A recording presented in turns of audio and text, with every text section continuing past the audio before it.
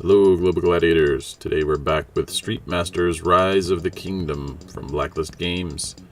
This is the last fighter in the series. If you want to go back and look for anyone else in the original Gore Box, Redemption Pack, Twin Tigers, or any of the other content, there is a YouTube list I'll post in the description.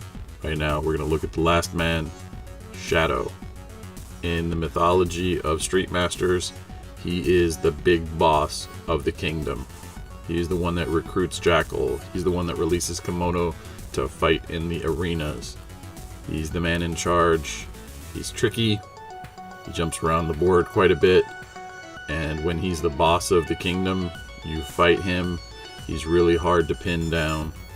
I would suggest possibly having somebody with range in order to mitigate his mobility. If you have someone who has a ranged attack, then you won't have to move so far in order to hit him when he moves all the way to the other side of the board. You can also utilize him as both an ally and a rival. He works very different in both circumstances. He never gets a lot of health or a lot of single attacks. As an ally, when he attacks, you can switch positions with him, which can be useful, especially if you're trying to sit on top of some objective, or you're trying to get to a loot token that is too far away for your normal move. Being able to jump around helps quite a bit. It's like having an extra move action. As a rival, he hits each fighter within 6 spaces of him, which he also does when he's the boss, and continues to jump around stealing defense tokens from your fighters. So that's kind of his modus operandi. He jumps around the board using teleportation. He steals defense tokens from whatever rivals he has. He can do a lot of attacks to a lot of enemies. And if you pick him up in the Redemption Pack, when he's a fighter, he's got a very unique mechanic. He leaves after images behind in the form of other types of shadows, and they fight for him. They also have a weird mechanic in the sense that Jackal has with the marionette dolls when you fight against her. You can defeat Shadow by defeating his illusions. I wouldn't recommend using him if you have a boss like Kimono that does area attacks, but if you have a boss that is doing single attacks, Shadow can be very devastating. So let's go ahead and jump right in, taking a look at Shadow's normal side of his charge card, and you're also going to need to pull out the Shadow's Illusions reference card to keep next to him. Notice both the Illusions and Shadow himself have pretty low health. Shadow has 15, but he does flip on only 4 power, which can be pretty helpful. I would compare him with maybe Gabriel in the sense that his health is pretty low. This is something you're going to need to mitigate as much as possible using defense tokens.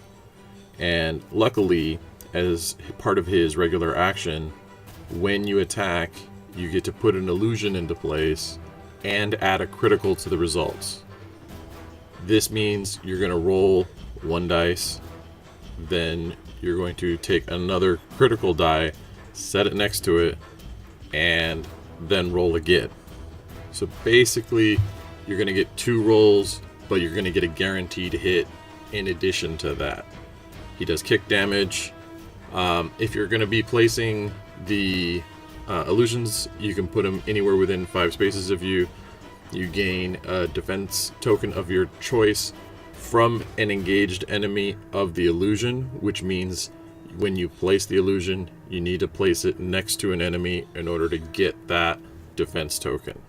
Carefully reading the wording of his Spirit Step, that is 1 defense token of your choice for each enemy engaged with that illusion.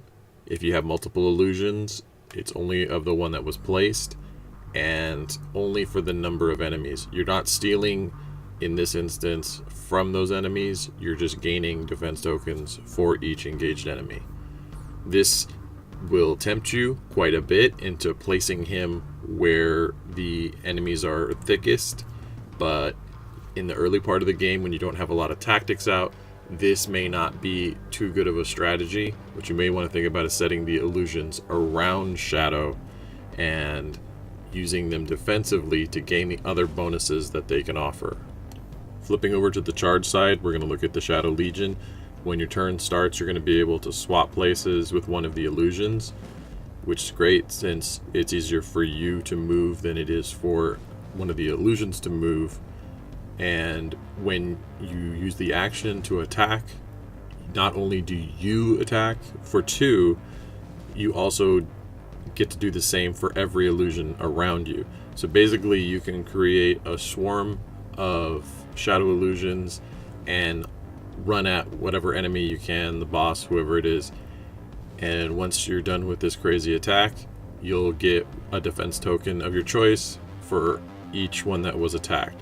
So this is pretty awesome. It's a great way to get a bunch of defense tokens that you're going to absolutely need in order to play Shadow effectively. One thing that may trip you up during this attack is Shadow's going to attack using kick damage.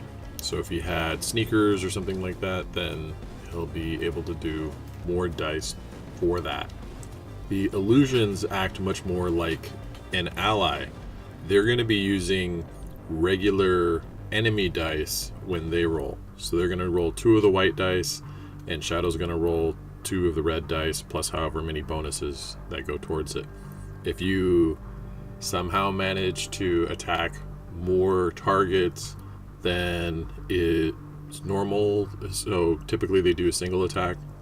If you have some card that allows you to buff to do more targets, you would be getting more of the defense tokens back as well, because it's for each target. So how you use the loot cards, how you use other bonuses that may pop up in Aftershock can really amp up Shadow's abilities. Speaking of Shadow's abilities, the first one we need to look at is Shattered Self. This is a card that has multiple uses. One of the most important ones is it's not starred, so you can have more than one of them out at the time on the table. However, this one can also activate from your hand. If you want, you can discard this card at any time to swap Shadow's place with an illusion, or you can cancel an attack targeting an illusion. If you wanted to, you could also use it to place more illusions using an action, or you could do a feint for all of your unengaged illusions. You can heal. This is super important considering how low your health is, and every time an illusion is on the table, it's at risk of causing you 1 direct damage. This also could be a strategy that allows you to, say, take an enemy who is going to hit for 25 damage or something crazy, and it kills an illusion. Well, it's only going to do 1 damage to you when the illusion dies. So you can manage how you want to use these illusions defensively and how you want to use a card like Shattered Self to cancel any attacks that go towards them.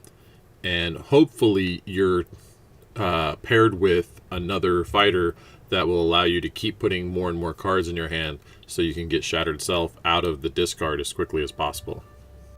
Next, we're going to look at the starred tactics. These are super duper important. Lightsbane allows you to block 4 illusions using your defense tokens. This has to be the first card you play. You gotta make sure you have it in your hand when you start in the game. It's the most important of the tactics. You have an exhaust that allows you to move illusions. That's also on Where Darkness Lies. So that will help you move at least 2 illusions per round. And you can also get some more defense tokens from that exhaust. Super duper important with Shadow. If you had to, you really needed some more cards in your hand, you could do the feint. That will allow you, using Lightsbane's feint, to destroy all of your illusions and do a quick amount of damage to a single enemy. If you notice, it doesn't say engaged enemy, so that enemy can be anywhere on the board. It's like placing a crazy illusion bomb. It will also allow you to draw a card for every illusion that was discarded, It doesn't have to necessarily be on Shadow, so if you had a different fighter that was in desperate need of cards, you could help them out using this tactic as well. Now we'll go to where Darkness Lies. This allows all of the illusions to attack, which is pretty cool, and you're going to gain defense tokens that were used to block the attack. So you're basically going to be siphoning off defense tokens from the minions and possibly the boss. If you had to, you could feint using this card, and that means you're going to do an attack. I believe that means you're going to have to be engaged with the enemy that you're attacking, but it'll allow you to do direct damage for each illusion on the board. Chances are this is going to be a fairly low attack. I'd probably leave this on the board instead of doing any feints so that you can move the illusions around and attack with them. The rest of Shadow's cards have to do with just doing basic attacks and swapping his position with the illusions. If you want, you can use the illusion tokens that come with the redemption pack, or you can use what I use, which is the Uri Shadow figures that come in the Onyx League. They're translucent. To me, they look more like the concept of what the illusions should be, but that's completely up to you. If you want, you can go on to the Blacklist store and buy a bunch of the boss minion packs. Sorry, the boss enemy packs, and you can get a ton of shadows if you want and make them into whatever paint job you'd like. You have lots of different options. Street Masters is totally modular, and you can pick anything you want. Pennies work too if you don't have the tokens available or if you run out of them. That's it for me. The end of all of the fighters, so the next videos we'll be making are going to have to do with more stages that are in the Twin Tigers and Pestilence and Legend of Oni expansions. If you got any comments, questions, or concerns, feel free to drop them off in the Street Masters fan Facebook page. The Saddlers are also super active in the Facebook pages and try to answer everyone's questions on Board Game Geek. Otherwise, have a good one.